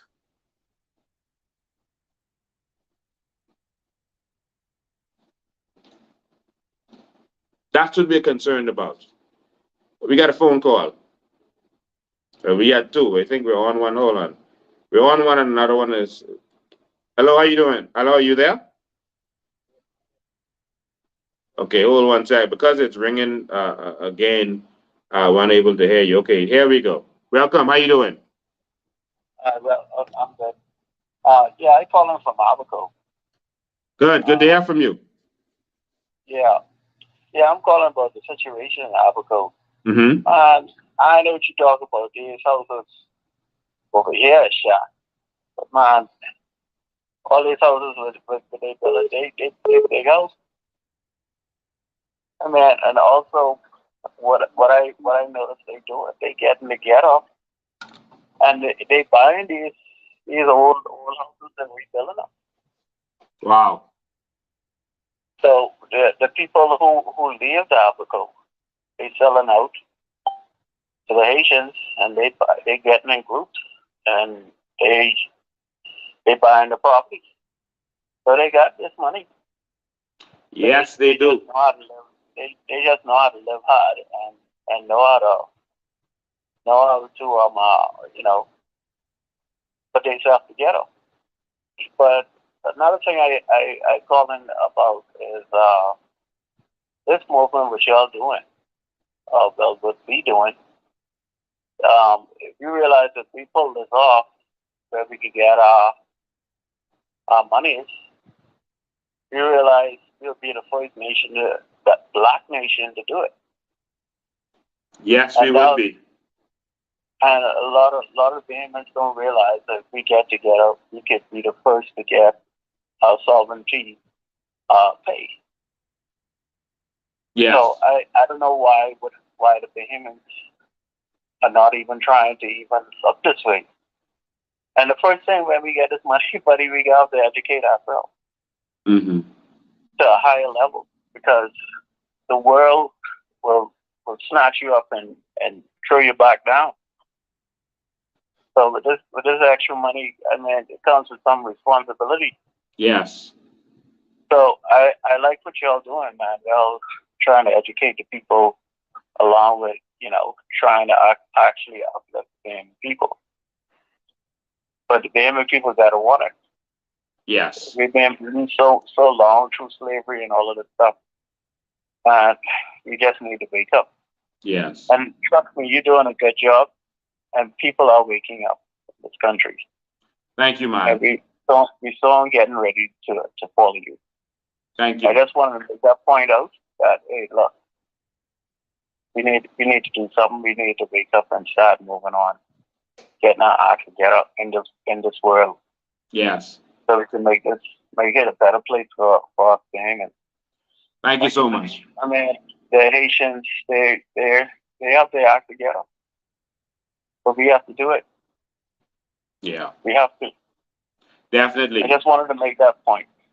Thank you so much, and we're actually going to, at the town hall meeting on at 7 o'clock on Thursday, tell your family and friends in Nassau to come out. We're going to show footage from in Abaco, so we know exactly what's going on down there, and we're gonna talk about how we're going to educate the Bahamian public. We want them to come and see it with their very own eyes. So. I've been following from time again, so I just need to find a way out of how I can do this. I know Miss Grant. I probably would talk to her and see if I could get started out with her. Thank you, man. Thank you so much. We appreciate your call. All right, so we had another person calling in, 557 4158. 557-4158 is the number. You can call back in. The person who's trying to call in, that's the number. Ladies and gentlemen, I keep telling you, we have one country. We're not hating on the Haitians, you know. You know who hating on y'all? These politicians who using y'all every election, abusing y'all and tricking y'all. Yeah, they're going to give a couple of y'all passports. That's about it. Jobet Colby has admitted that they have given out 280 license plates. 280. We're going to call Florida number. We'll answer it. Hello, welcome. Hello. Good night, Lincoln. Good night. I have a question. Do you know when are they gonna have the injunction with the shanty town in Abaco where the judge had told the government to leave the shops alone? Do you know how long this is going to take? Because, they're really taking over Abaco and they're billing. They haven't stopped. Do you know when this case is gonna come up again? And before you answer, I just wanted to encourage you, and I just want to say thank you for everything that you're doing. I live in the U.S. and I listen to all of your live shows. Thank you. And I'm calling in from Florida. I don't miss a show, and I'm here with you. A lot of my Bahamian people that lives here, we are all with you, and we want the Bahamas to be the best place where we're planning on coming back home, and so we want to know what's going on home too, and we don't want our country to be like Haiti or not say making them the subject, but everybody knows what's going on there. And I just want to say thank you so much for educating the Bahamian people, and we love you very much. Thank you. That's what I want to say tonight, and thank you. Thank you too. And I do this because I love my Bahamian people, and that's it. Someone has to stand up, man. Someone has to stand up and do something. In terms of the injunction was a political trick, and that's what politicians do when they want to get the blame of them. It's kind of like Pontius Pilate putting the blame on someone else, on the people, and saying his hands is clean. He washed his hands of it. So what the government did was they got with their F&M financer at the time, which was Fred Smith, and so they said, listen, we're going to warn the Haitians, we're going to tell them they got to go, we're going to warn them, we're going to threaten them, and then we need you all to deal with Fred Smith, and he's going to do a court case, and then we'll have an injunction. And then the court case is going to take so long to come up, then it'll be illegal or inhumane to move you all after that. All right. And so this is the kind of tricks that governments do so that they don't get the blame. So they could say, well, I was trying to be strong, but it's the courts. It ain't us. It's the courts. And that's the trick that they play. And so this is what they did. It was intentional by the government. It's the same thing that the government did with the numbers business. When they said, listen, Perry Christie's going to come and say, you all better shut down, and we're going to shut you all down. And then we need you all to go to Wayne Monroe and just sue, and then we'll do an injunction to give us time, to come back and do something else. And that is what they did. Yeah, this is very bad. And I mean, for the Abaco residents, the Bahamian that lives in Abaco and loves Abaco, just like I am from one of the islands too, and I love my island, Andros. I'm from there. And so, if they're going to do this, imagine and taking so long. I mean, Abaco wouldn't be for Bahamian anymore. Yeah. It's crazy. It's crazy. But I will not be at the town meeting, but I will be listening, and I will have my questions and everything. And thank you so much for answering that question for me, Lincoln. Keep up the good work. Anytime. Thank you, and God bless you. Okay. All right. 557 4158. You can call in 557-4158. Yeah, people all around the world are calling us Bahamians from the diaspora. We want to build a Bahamas that you can come home to. We want to build a Bahamas that Bahamians can now come home to. You know, someone said to me, we're talking about the Haitians coming there, but Bahamians go elsewhere to get a better life. Bahamians go there legally. Because you cannot get your residency in America unless you can prove that you came in legally. You have to be able to prove that. That's the difference. You're not going to come here illegally, pay off some government officials, and then the government give a bunch of you passports. That's not going to happen in America. That ain't gonna happen. All right. All we're saying is come the right way. Let's do this the right way. You're going to be outnumbered in Abaco, and then there's a plot to outnumber you, and then to take over your government. It's happening in Turks and Caicos. They're starting to be outnumbered. It was starting to happen in the Dominican Republic. They saw what was happening, and so they decided to send everybody home. Now pack you up and you go home. You and everyone with you, you go home. That's what they decided. And you come the right way. And there are people talked about Dominican Republic at the time saying, oh, what they were doing was inhumane. They were sending them home and they were just rounding them up, et cetera, et cetera. But they didn't have a problem with people coming the right way. There's 1 million Haitians in the Dominican Republic right now. But they're there legally. It's the illegal ones that they had a problem with. Come in legally so it can be managed. Because if you're here legally, we can actually, with a proper census, we can actually know how many schools we need. We can actually budget for this. We know how much clinics we need. We know if we need another hospital.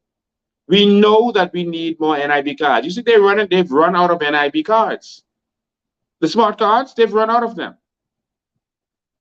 You know why? Because these people are actually getting NIB cards also. We can budget our nation. We can plan our nation. If you just come legally, then we know what's happening and we can help you. You can have bank accounts. You can have your money go to the bank so no one can rob you. No one can abuse you. Right now, if you get robbed in your shanty town, you can't even make a complaint to the police because you're illegal. So when you go to the police station, make a complaint, you lock up. So people have been abusing some of you. We want this to stop. They're convincing you that we have, you know, that we dislike Haitians. No, we don't. No, we don't. No, we love our Bahamian people more. And I will say that from the mountaintops. I love my Bahamian people more than any other people. I love my Bahamian people more than I love Americans. I love my Bahamian people more than I love Europeans. I love my Bahamian people more than I love Haitians. I love my Bahamian people more than I love Jamaicans. Who don't like that? That's a you problem. I love my Bahamas. I love when I could go and park on the beach. I love that. Gotta get this plugged in. I love my little nation.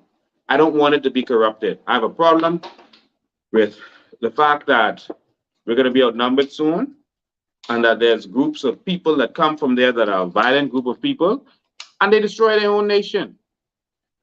Do you seriously have a problem with the fact that I don't want happening here what happens there? Take some more of your questions. 557-4158. 557-4158. Let me see if I can see some of your questions. If the Bahamians had wired up, this country would have been better. I love this country. Yes, I love it too. But we're about to lose this.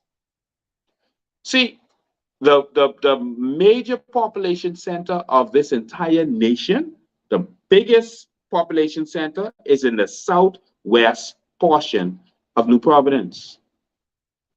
That's the same Carmichael Road area has the majority of people in the nation. In the nation.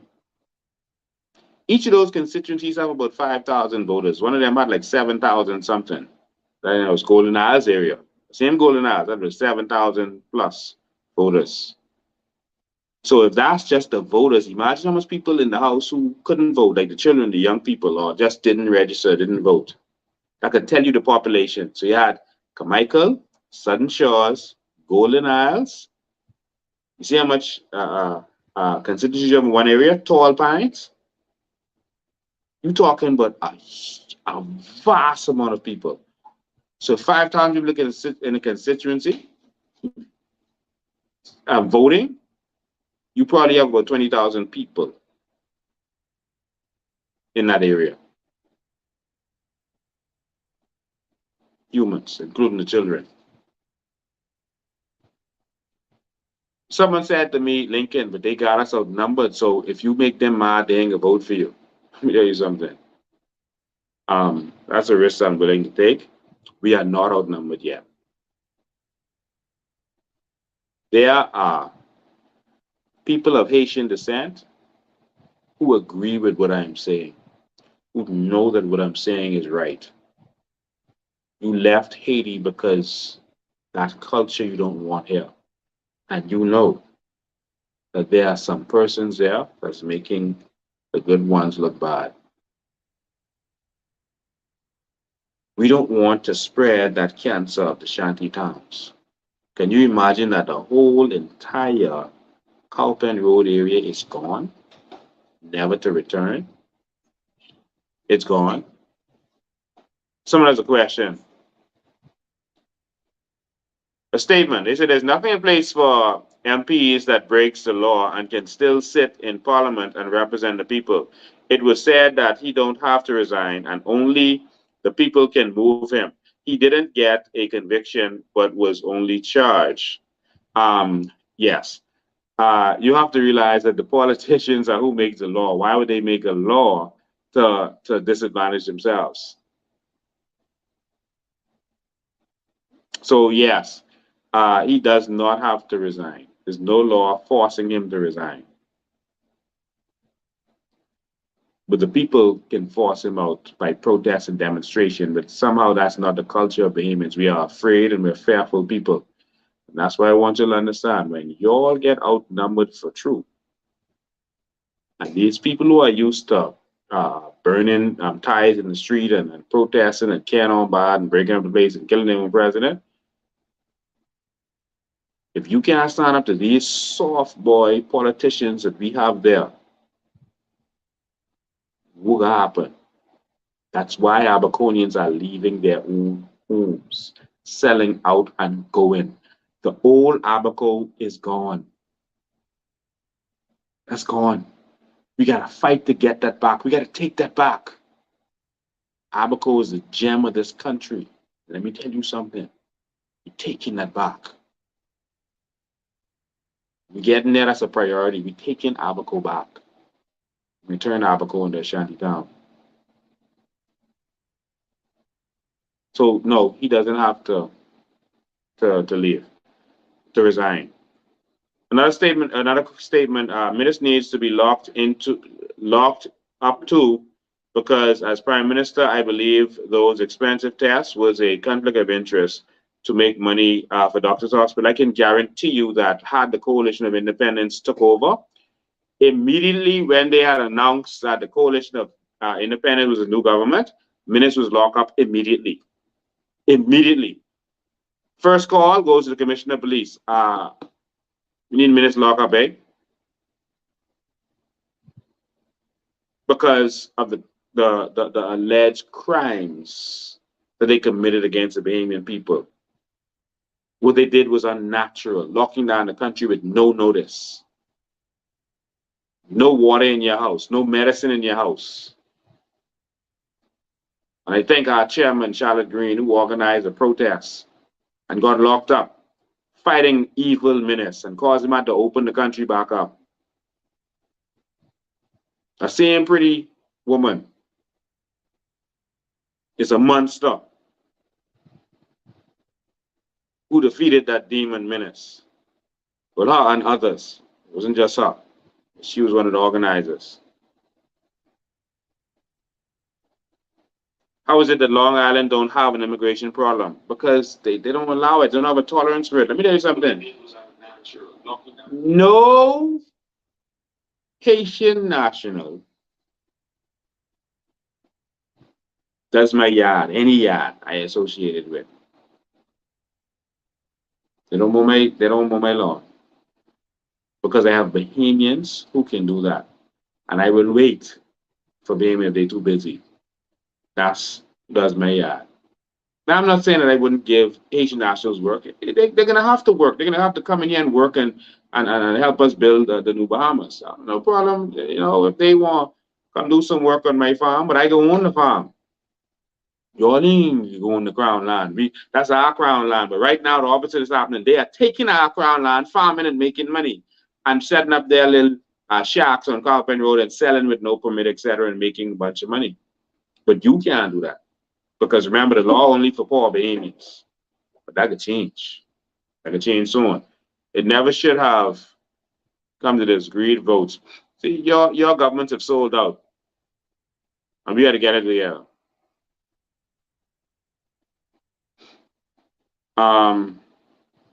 You must not allow them to vote in our country. You see, this is a stance I'm going to have to take. If you come here legally and you do certain things, and you belong. You belong. You can't vote, but you belong. If you come here legally, your children belong. Someone say Bahamians go to America and have babies. Bahamians go to America legally and have baby. And let me tell you something. If you don't pay that bill in America, they shut you down, you block. You cannot come back. And your child can't come back because they got to come with you. Your child come back when they're 18. We go legally. But if we don't pay that bill, that hospital bill, you can't come back. So don't compare us to people who come here illegally on a boat. Yeah, we go there, Bahamians, and we have baby. We go in the hospital, and we have baby. And a baby becomes American. But that baby has rights to be in America, not us.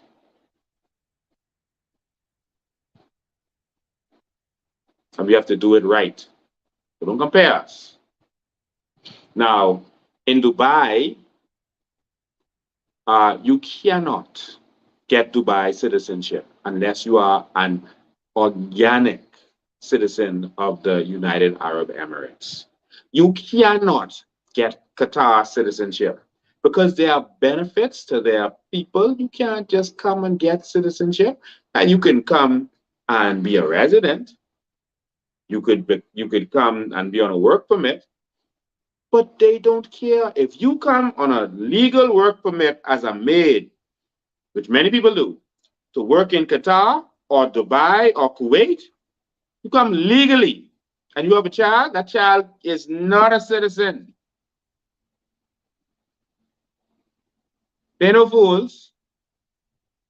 Because how come they have a bunch of babies and outnumber them? All right, right now in Qatar, their population of Qataris is about 300 and something thousand people, the same in Dubai. The foreigners, the total population is 2.7 or so million. That means there's about, 2.3 million or so foreigners there. If each one of them have one baby and that baby becomes a citizen, Qataris done. The people of Dubai done. Because they done outnumbered. Now, all of those people are there legally, but they cannot become citizens. They don't get a vote. They don't get to be prime minister, premier, whatever you want to call it. And all of the key government positions are for Qataris. So as much as they made them millionaires, they do their civic duty by working voluntarily as police officers in government ministries. They see it as their civic duty because they don't believe that foreigners with a foreign interest should have certain positions in their country. They're not hating on anyone. Bahamians can come there and work. They can come to Qatar and they can work. They can contribute. But you ain't coming there having no baby and think that baby become a citizen and get part of their sovereign wealth fund and get their benefits.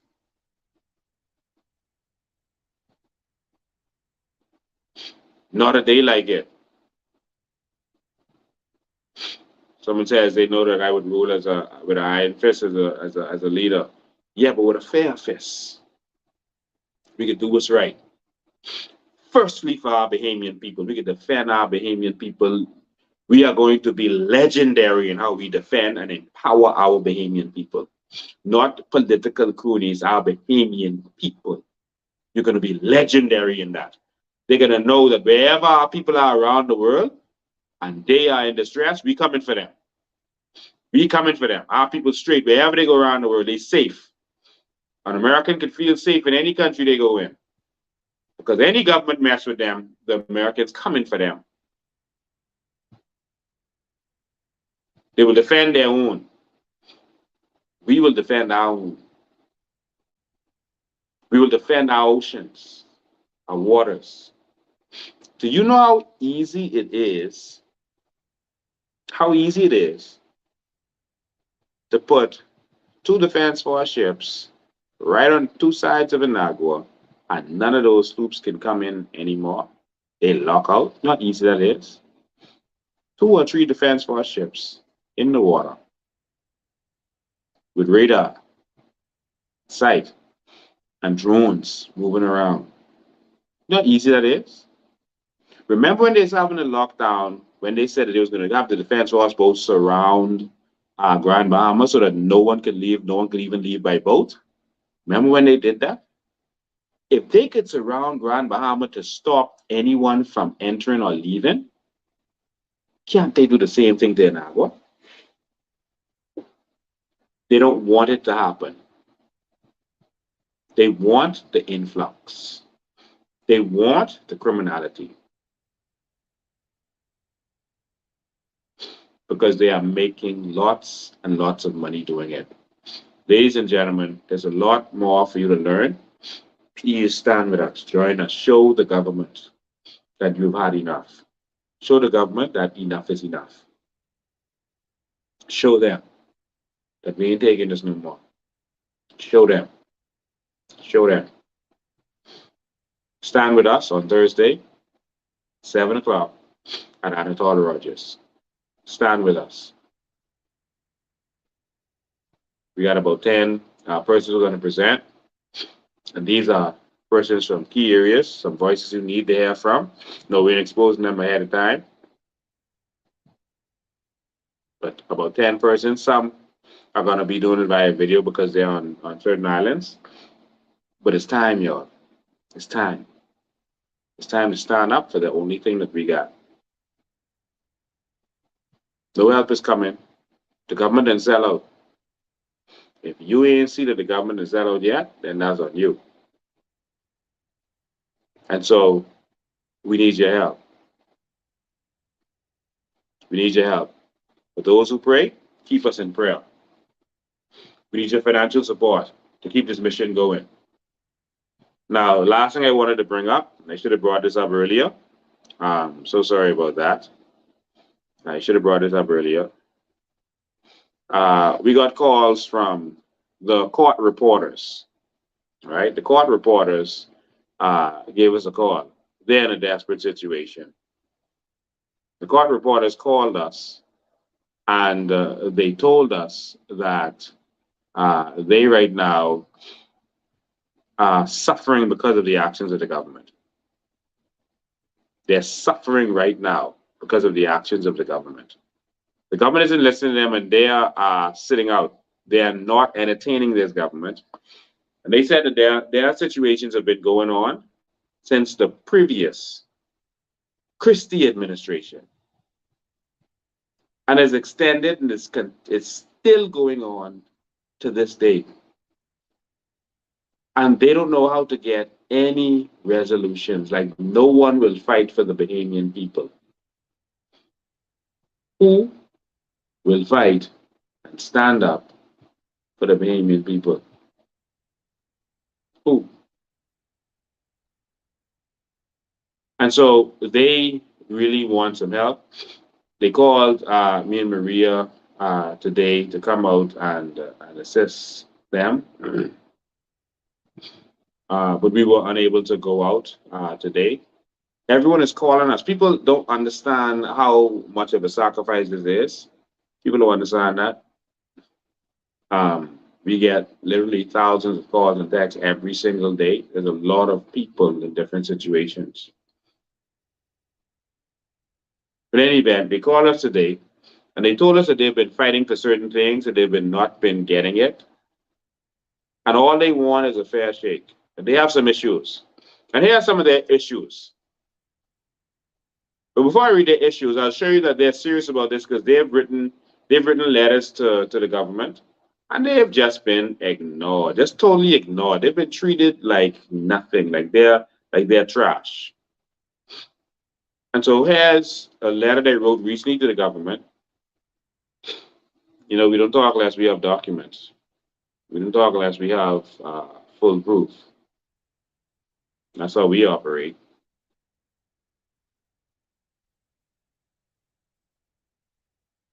And in this letter, you can see that they're trying to be respectful. They wrote a letter to the Honorable Fred Mitchell, Minister of Public Service and Foreign Affairs, the Ministry of Poinciana Hill, Meeting Street. It says, update on issues of concern, court reporters, finance and accounting officers, a regularization exercise and career path for social services and outstanding industrial agreements.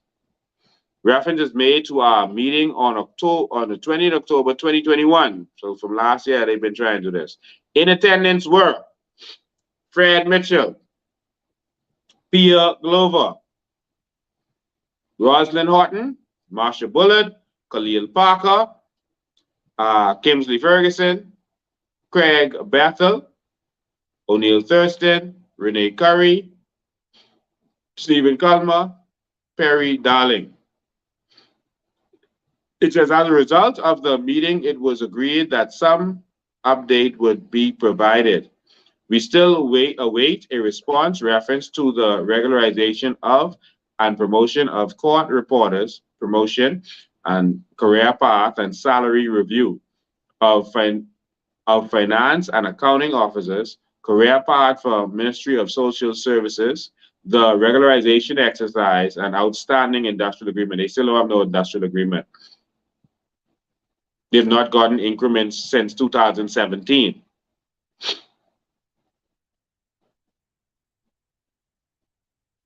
And so they're treated like nothing.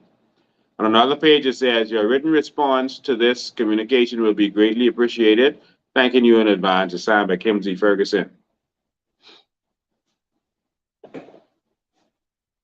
Ladies and gentlemen, listen. I mean, there's so much people who are in unions calling me and Maria every day. And it's feel like, you know, we need a strong force to fight for workers' rights in this country. We need a strong force to fight for them. You know, we need union leaders who are not going to sell out and who are going to stand up for workers' rights.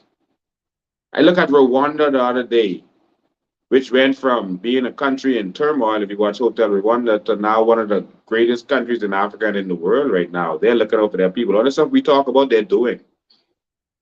Uganda just found gold, and they told the foreigners, listen, we go own this gold this time. Sorry, y'all ain't taking advantage of Africa no more. But in Rwanda, they had some foreign investors, 18 Chinese foreign investors. They sent them home. They said, so long, bye-bye. Go home, because they were mistreating citizens of Rwanda. Go home, you don't belong here. They stood up for their people. When are we going to have a government to stand up for us? I can guarantee you, with this dispensation, if it's anything with a Bahamian against a foreigner, the foreigner is always going to win. We need change. And so the court reporters have been sitting out since yesterday. The government has been downplaying it, but they're not going to work, and they're willing to stay until next week if they have to. They're not going to work, and I applaud you for your strength, all of you. Stand up strong. So no major court cases are going to be able to go on. That's civil and criminal cases because they have one court reporter from criminal going to work. Nassau Street still goes on, like where Adrian Gibson those was, because they don't have court reporters there. All right. But the big matters on Bank Lane, the Supreme Court, etc., they need court reporters. And so these persons work their butt off. They work their butt off. Sometimes they get them their transcripts the next day. Then in America, you got to wait a week. These people are overqualified. They bring in foreign consultants, and the foreign consultants keep telling them, man, you all got awesome court reporters. But the court reporters have decided to withdraw their services, and I applaud them. But someone got to fight for the Bahamians, man. The hotel workers, they need someone to fight for them, man. The hotel have some kind of order to stop the union president from entering the hotel. Let me tell you something. I don't care. Listen, if I was the president of the hotel union, I don't care what kind of order y'all get. Y'all could get that card or y'all get that from the Queen. Them hotel was to shut down. And y'all would have treated Bahamians with respect. You could make a law saying that the hotels don't have to pay Bahamians. You could change the law to benefit the foreigner over Bahamians while Bahamians were suffering and hungry. Listen, we need strength. We need a government that's going to fight for our people. Maria, we should form a union. Like Randolph Fox did. He used to run in politics, but he still was a Labour Party. He still had his union. Maria, we should form a union and start protecting our Bahamian people. Because one thing they know, we ain't gonna sell out. And they know when we show up, we ain't complaining. And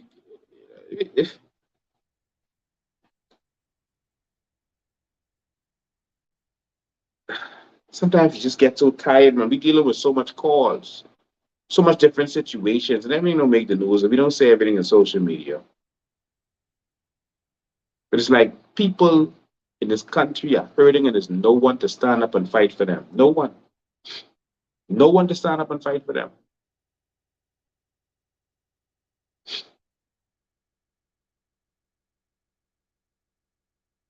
We should form a union. We should do a Randall folks. We should do a Randall folks.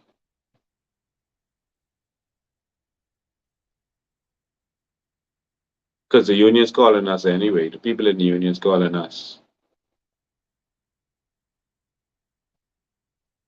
Maria, we should do a Randall folks.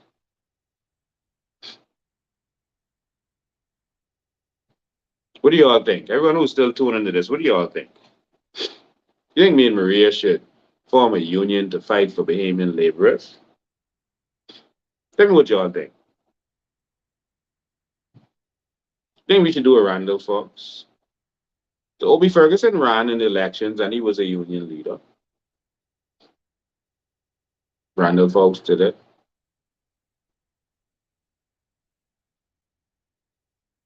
So what y'all think? What y'all think? Think we should start defending our Bahamian people? Because we've been doing it for years. What y'all think? Let me see what y'all think.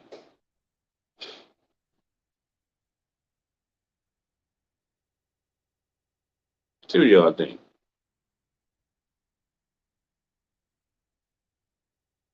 I see some people saying yes.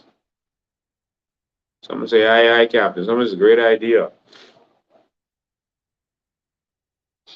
Aye, aye, Captain.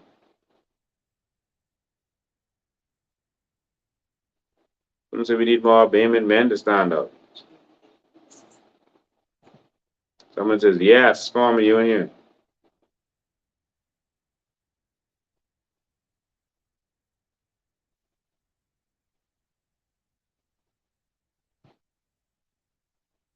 Yeah, so I need to fight for Bahamians.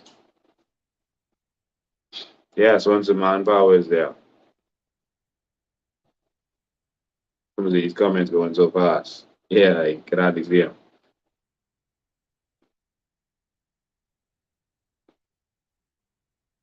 Really, I think we need to start standing up and fighting for our Bahamian people. Because is one thing to represent them on the outside, but I think we need to look into this. But we can't represent every union. If we form a union, this is just coming in my head as I'm talking. See, not nice planning. If we form a union, where should we start? Should it be the civil servants? Should it be the hotel workers? Because they working for the slave master on the plantation. Should it be the civil servants who always get abused by the government, never get their industrial agreements on time? Where should we start? Where should we start?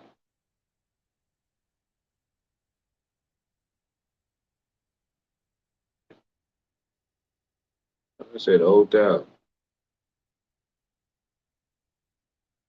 I remember they had a Sandals situation where Sandals executives broke the law. Broke the law as it relates to union. They locked them up, the executives up, and then nolly it. But the Bahamians, when they broke that, they locked them up. But they ain't nolly that. They let the foreign executives go with nothing without touching them. See again, foreigners. There is if I was in charge of the hotel union or that union, I wasn't gonna go down like that.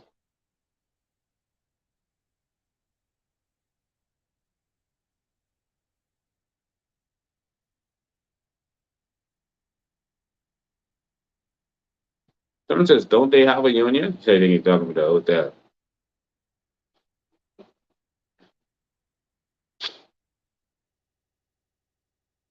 The teachers have a union, and then they form another group, form another teachers union. They have two teachers union.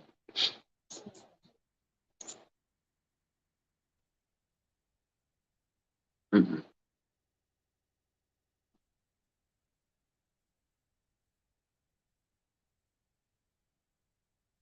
It's an interesting conversation tonight.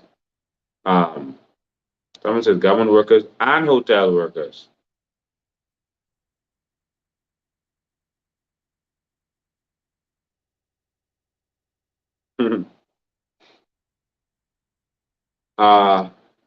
Yeah, something to sleep on. But because we're getting every day, I wanna tell all of our people from the court reporters. I will tell all our court reporters, stand strong. Don't stand down. Make them give you what is yours. Stand strong. Stand firm. Don't stand down. Make them give you what is yours. It's time for change.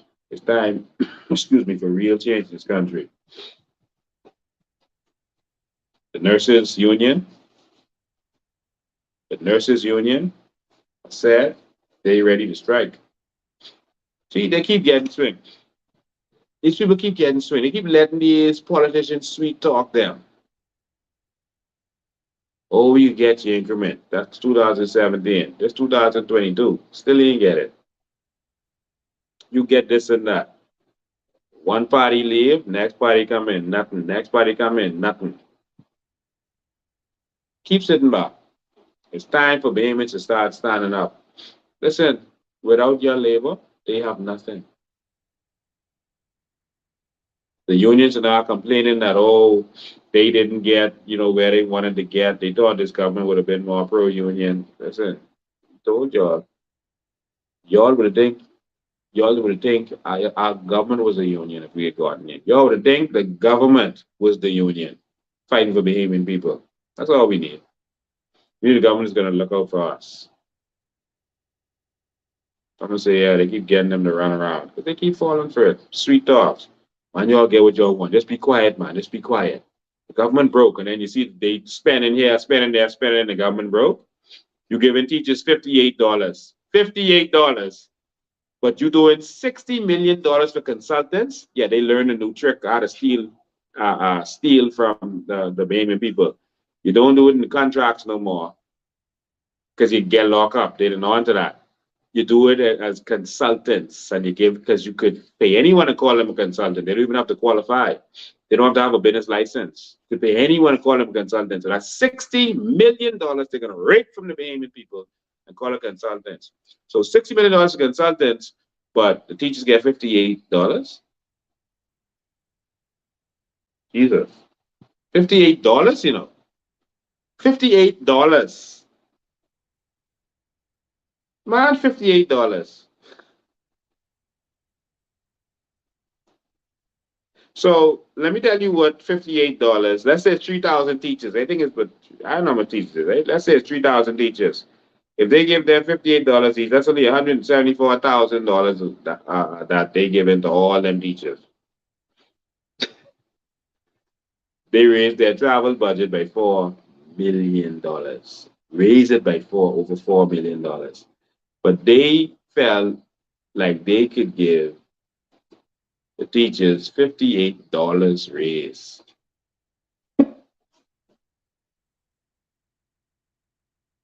Only in the Commonwealth of Nadia.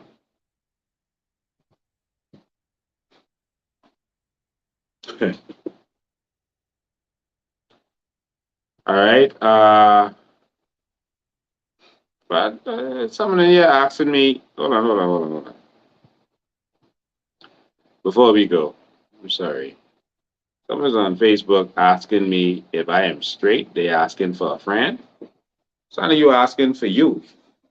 Listen, I don't know what you mean by straight, but I don't like man. I love women. I am very heterosexual. I will try anything once except man. Never try that. All right, just make sure you understand. So you asking a question, I answer all questions. I don't run from many questions. I am very heterosexual. I am not Fred Mitchell. All right? I am not Fred Mitchell. So don't mix me up. All right, so I want to thank all of you for tuning in. I want to thank all of you for tuning in.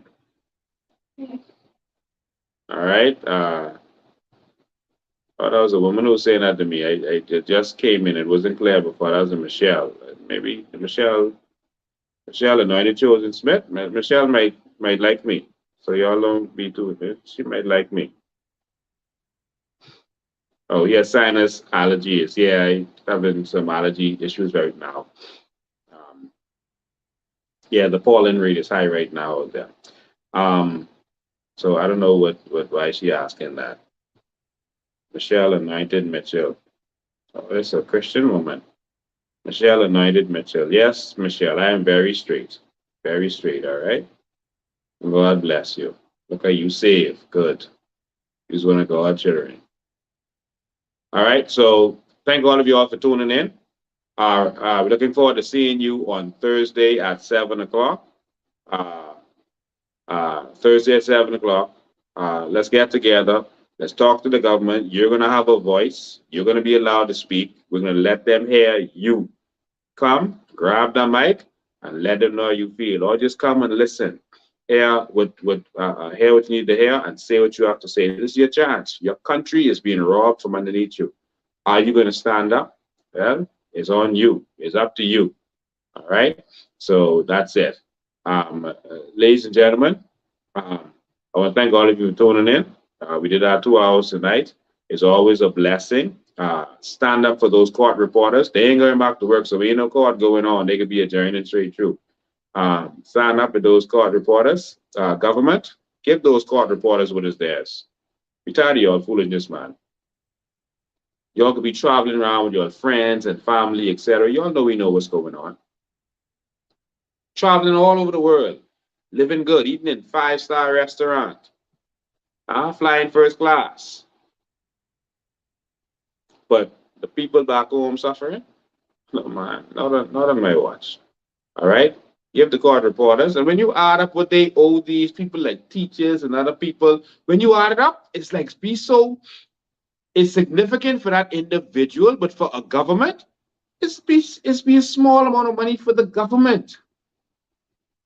But they don't want to give the people what's theirs.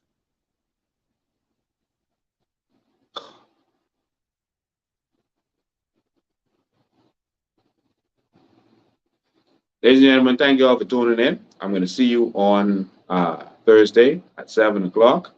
And we're looking forward to seeing you all up there. Don't come by yourself. Bring someone, bring a friend, a family member if they have questions, let's answer their questions.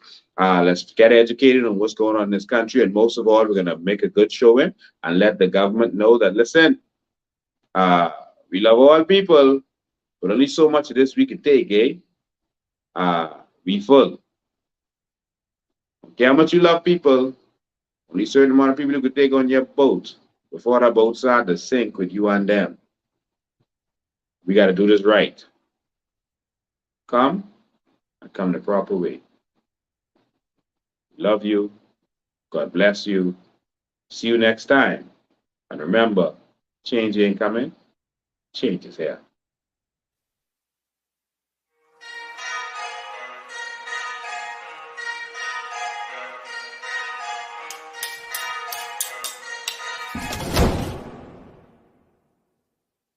And it's Bahamians on prepared to stand up and fight and defend their own Bahamas, then you don't deserve to have it. Now let that sink in.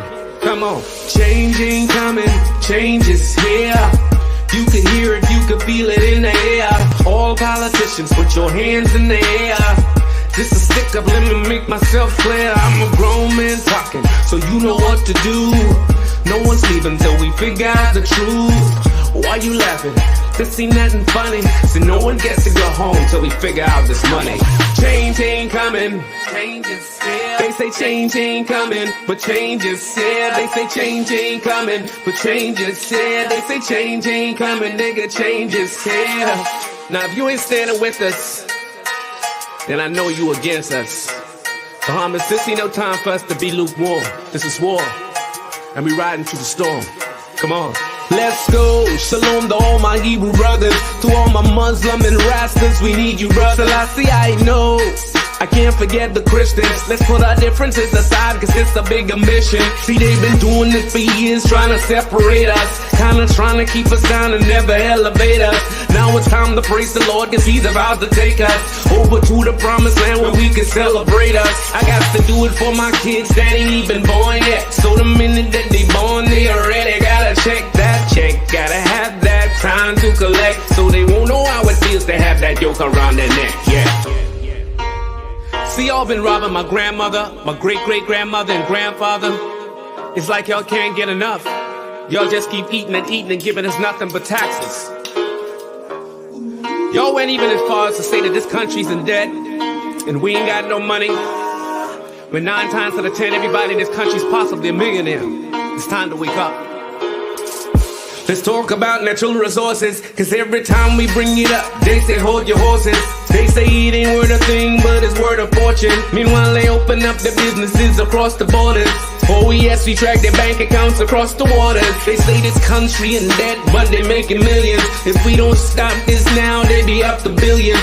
It's about to go down and I get the feeling we gotta cut a movie on these dirty villains. On this Lincoln Bain and his team came with information. It's like everything changed, everything went quiet. It's like so much facts and they can't deny it. They rather keep their mouths shut before they start a riot. Now look how they trying to just steal the oil. They don't wanna share with none of y'all. They've been robbing us while we were sleeping. Send them to jail cause they failed, they committed treason. Change ain't coming. They say change ain't coming, but change is here. They say change ain't coming, but change is here. They say change ain't coming, nigga, change is here. Listen, from Freeport to Nassau all the way to Nagua, there's no more time for us to sit back and be quiet. You understand? This is war. If they only knew who we were, if they only know who we are, they would know we are warriors. No retreat, no surrender. Just give us what you owe us. Bless the Lord, oh my soul. I feel this all the way to my ancestors. We are warriors. We only really want what's owed to us. You get it? Now free up.